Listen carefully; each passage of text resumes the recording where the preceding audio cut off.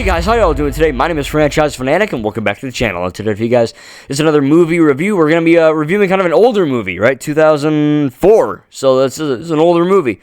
This is going to be I, Robot. Now, what if I told you that AI is going to take over the world one day, right? Who knows? Maybe I'm wrong. You know, maybe us humans will just pull the plug and we'll be good. But I have a feeling that as ChatGPT and AI and Sora 2 and all this fun stuff gets better, not only does humanity get dumber, but they get smarter. And as the clones like to say, the clankers are going to take over, right? We don't want the clankers to take over. Now, this movie came out in 2004, before, I want to say, you know, the internet really took off, before cell phones were a big thing, before AI, obviously, right? Before CGI was even incredible. So this is kind of early days in that stuff. But this movie felt like an omen, right? Maybe a bad omen, I don't know. But it felt like a warning, right? If you've ever seen The Simpsons, you know, that niche show that, you know, not many people know about, there's a lot of episodes in The Simpsons where they predict stuff, and then it, like, randomly happens, right? Do I have an example? No, because I'm not that smart. But if you were to, you know, maybe use ChatGPT, right? Use AI, right? People don't say, I'm going to Google it, now they're going to say, I'm going to AI it, right? Let me AI this.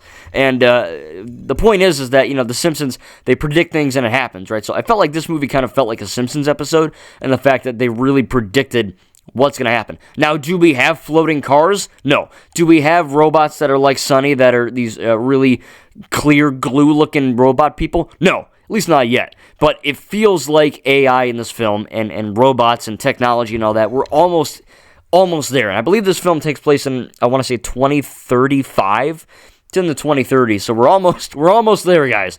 We'll have to see if we get any Sunnies anytime soon.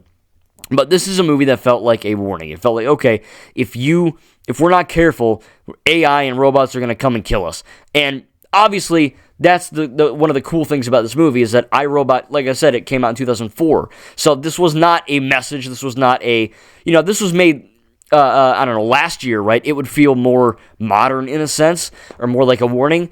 But I don't know. It was just kind of a thought that I had going into that, kind of to hook you guys in and to hook myself in. But this is a movie starring Will Smith, who plays a cop named Del Spooner, which is probably the dumbest name I've ever heard for a character. I just imagine a talking spoon. And then, of course, you get Susan Calvin, which I thought was the dog or the cat from the Calvin comic book, but apparently it isn't. And then, of course, Alan Tudyk playing another robot, which he loves to do. His signature, hello there, I'm a robot. Hello, you know, like his weird K2SO, and the weird hello, the weird lamb from Wish, the Disney movie no one saw. And then, of course, you got him as Sonny. And the only thing I knew about this movie is that Will Smith was in it, Alan Tudyk was in it, and the no meme, right, where Sonny says no. That's all I knew. So thank you to Recon Trooper, who actually gifted me this Blu-ray. I really appreciate it, because he's been on my tail for a long time. Be like, you gotta watch this movie. What are you, stupid? And I'm like, I haven't seen it, and I just always forget about it because I'm busy and shit. So he's just like, here, I'm just gonna give you the movie. So I'm like, cool, thanks. And yeah, it's a good movie. Is it perfect? No, but I think it's good, right? Like, there's a lot of cool action moments. I think Will Smith is a good character in this. I think this is one of his better performances. Being a 2004 film, you know, there's a few cheesy moments, right, which we'll get to. There's a few CGI things that are a little wonky, but again, that's more of the time. This was made in 2004, right? So it's got, I hate saying this, but it's got like Star Wars prequel trilogy-esque CGI, where, you know, certain things are like, oh, that's kind of rough, right? But I get it, right? 2004, what are you going to do? It probably, I don't think it looked good in 2004 either, but, you know, it was the best they had, I guess. But this is a film about AI and robots and all that, and kind of almost like Jurassic World in a sense, where, like, you know, humanity has to live with dinosaurs now. Or like Monsters, Inc. even, or it's like the monsters come to the human world. It's kind of like that, right? Robots and humans are kind of coexisting and co-living, I guess. And you know, what kind of comes of that. And obviously, a murder mystery kind of comes of that, right? There's a lot of elements in this film which I thought were really interesting. And the robot element is one.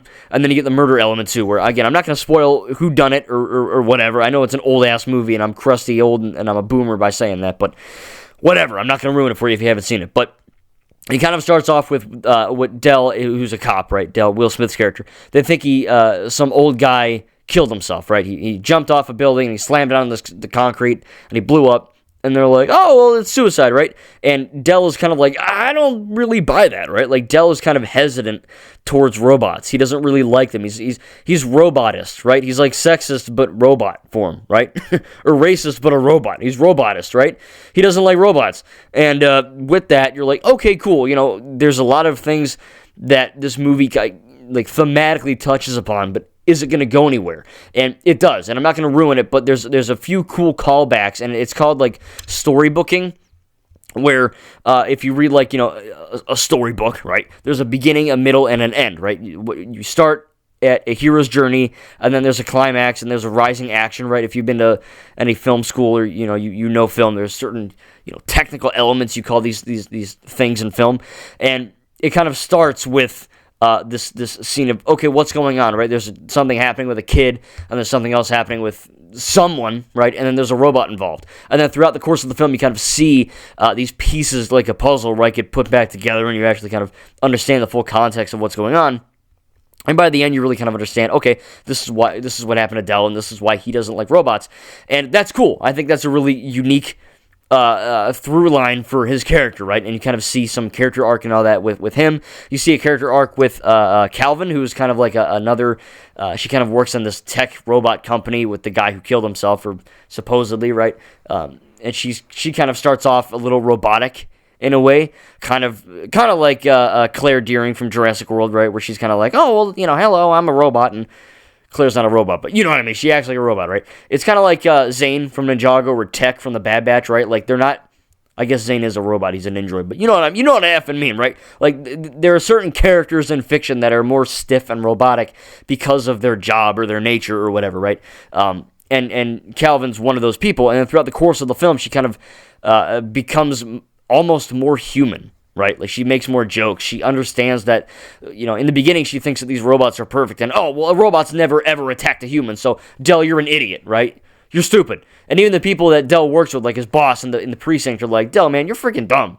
Like, drop the case, do something else, right? For God's sake, please. You're pissing us all off. But you actually understand that, oh, yeah, Dell's right.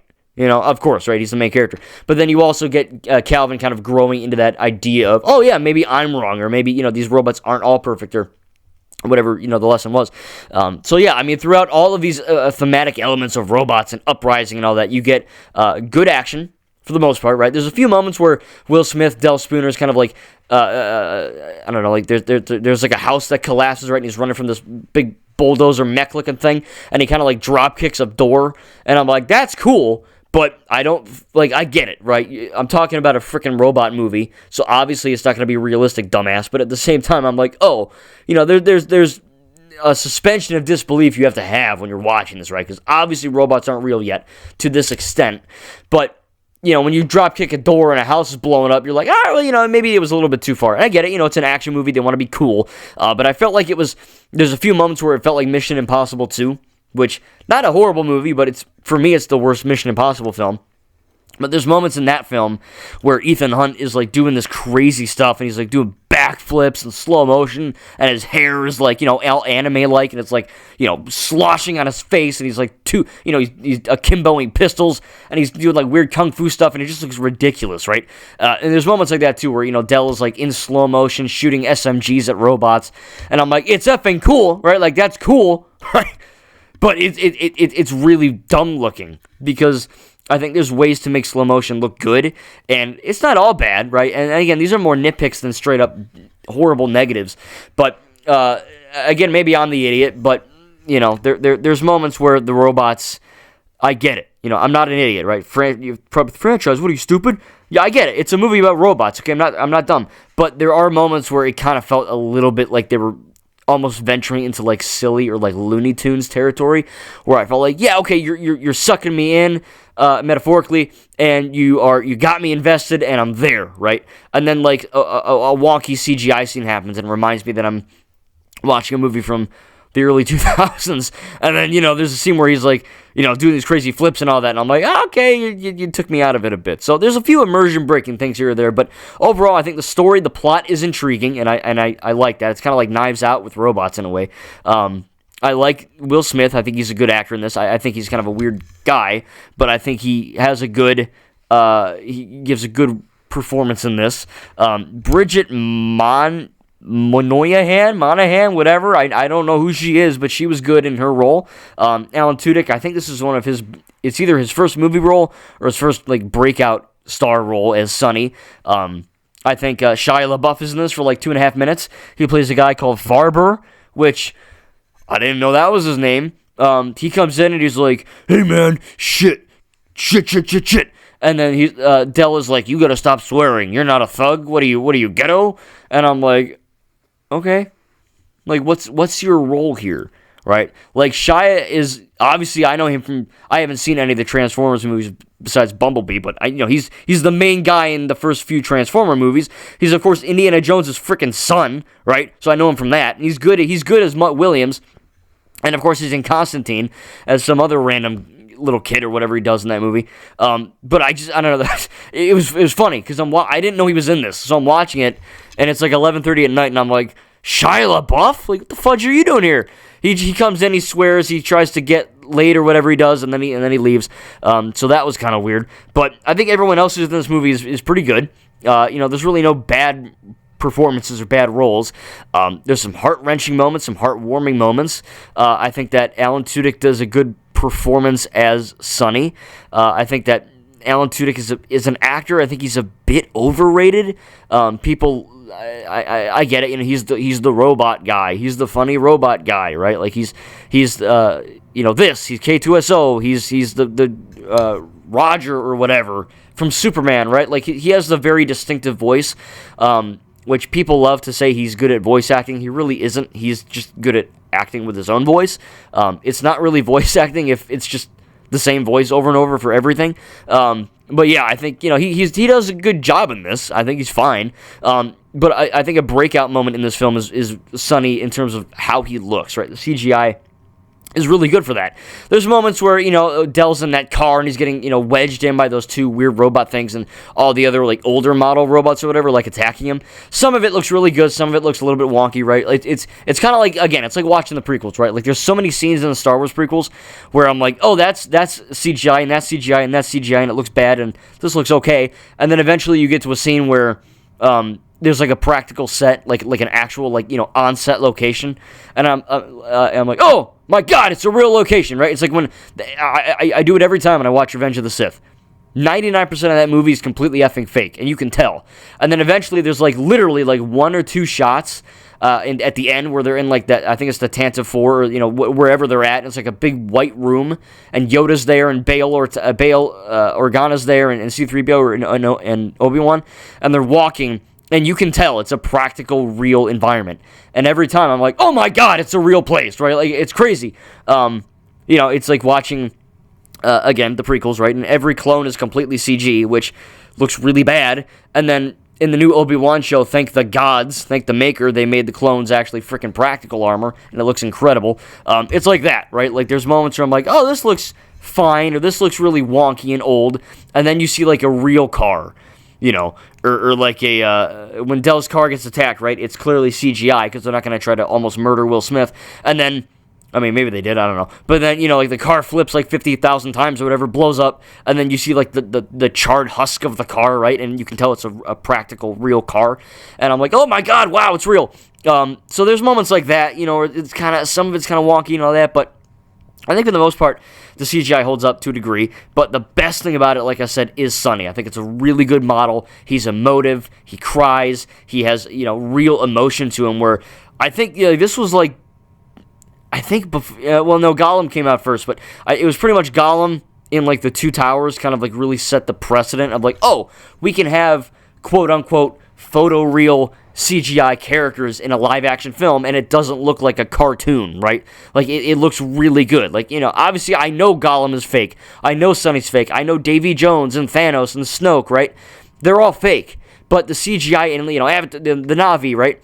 We've gotten to a point in modern filmmaking where a lot of the CGI looks photoreal. Or, you know, if you set like a crazy person down and was like, hey, Thanos, see that purple guy? He's real. I bet you someone would believe that, right? Or like, oh, Snoke, that's just a really old, effed up looking guy, right? Who has a scar on his head. Someone would be like, wow, really? You know, like in that era. Obviously, no one's thinking that Sonny's a real robot in 2004, but it has that element where it feels tangible and it feels almost real, right? I don't think they nailed it where I'm looking at Sonny, I'm like, oh, that's a photoreal person. That's a real robot. Because I know it's not, I'm not stupid, but, you know, there's a certain belief that I have when I'm watching Gollum, right, or I'm watching Thanos or Snoke or Davy Jones, and and there's a certain point where I'm like, oh, I switch that off in my brain, and I'm like, oh, I'm not watching a cartoon character, I'm watching a movie with, you know, I believe in Thanos. Thanos is a real character. Thanos is not just a cartoon. He's a character with emotions and motives and you know, meaning, right? And Sonny is like that as well. I think that was one of the very first examples, other than, of course, Gollum or, you know, maybe Dexter Jester. Of course, I'm kidding. But, you know, there's a few characters before him, but he's one of the breakout for me that I felt like really kind of had a mark and you know, CGI really kind of peaked for him at least. So yeah, I think that's cool, right? The action's good. The plot, like I said, it's intriguing and fun. CGI, for the most part, is good or sometimes very good. The plot has some really good twists and turns in there where I'm really, like, literally, I had to pause the movie and Google something when something happens to Del, because I'm like, oh my god, like, I thought I got mentally screwed up. Like, I thought, like, this was, like, one of the craziest twists in cinema history. And it turns out I was wrong, and I was jumping the shark, but I was like halfway there. I'm not going to ruin it, but there's a certain element of Del where, you know, like I said, he doesn't like robots, and you kind of figure that out. And I thought it was something else, but it still is cool. And then, of course, the end as well, where, you know, they kind of have this robot uprising, right? And the newer models are fighting the older models, and you kind of have like a robot apocalypse where, like, the civilians are like ganging up. It's like the end of The Dark Knight Rises, right? Where there's just like civilians fighting the crap out of people, but instead of people, they're robots, and that looks cool. Like, I didn't think that was going to happen in this movie, right? Like, there's a lot of things in this film that happen, and I didn't expect it. I don't really know what I was expecting to begin with, but what I got, I really had a good effing time with. Is it a flawless movie? No, right? It's not some perfect, understood masterpiece gem, but it's a good, fun, entertaining movie with some good plot lines, some good heart, some sad moments, and an uplifting message. I think it's got a lot. Like, if you like movies, I would recommend this movie. Even if you hate Will Smith after the bitch slap of 2023 or whatever, 2022, the slap of 22, as I like to say, or whatever year that happened, I think he still can be a good actor, right? Of course, I know him in Suicide Squad, and I think just this, unless I'm missing something, but I think he does a good role, right? And he's believable in this 2035, whatever time period film. So yeah, I mean, at the end, it all kind of comes together to have a good message about robots and AI. It has a good murder mystery element. It's got some good twists, some good turns, cool action, and a really heartwarming plot where it kind of ends in a really cool way where, you know, maybe there could potentially be a sequel. I think I would like to see a sequel. I think that'd be kind of neat. I know critics didn't really like it, and I don't really know if this made a whole lot of money, but it's kind of an underrated film. I mean, I think it's a good watch. You know, if you want a good action sci-fi film that, you know, maybe isn't as well put together as something like Star Wars or Star Trek even, or, you know, Marvel or DC, right? It still has redeeming qualities, and it still is a fun time. And at the end, I walked away satisfied, and I really enjoyed that. So again, it's a shame I didn't see it earlier, because it's pretty cool. But yeah, I mean, there's not a whole much more I can say without really kind of saying the same thing over and over again, but it's a fun time. And again, my only negatives, if you can call them like real negatives, would just be, you know, some CGI scenes are better than others. There's a little bit of corniness with the CGI, with the slow motion toward the end. You know, there's maybe one or two lines that are a bit wonky, but, you know, overall, I think it's got a good level of paranoia and you know, intrigue to it, where you're always kind of wondering what's going to happen next. And, you know, I genuinely didn't see some of these things coming ahead of time, which I thought was actually a pretty cool element there. But yeah, man, I think it's a really good, fun action film, right? So let me know in the comments down below what you think about iRobot. Did you see this when it came out in 2004? What are your thoughts on it? If you haven't seen it, again, I would recommend it. It's pretty cheap, I would assume. pretty much anywhere. You can find it at, I don't know, Exchange or if there is an Exchange Value or, online or whatever. It's not that expensive, I would think. And I think it's a fun watch. It's how long is it? It's an hour 55, so just shy under 2 hours. Not a really long film. So if you got some time to kill, I think it's a pretty good time to spend your evening or your night or whatever.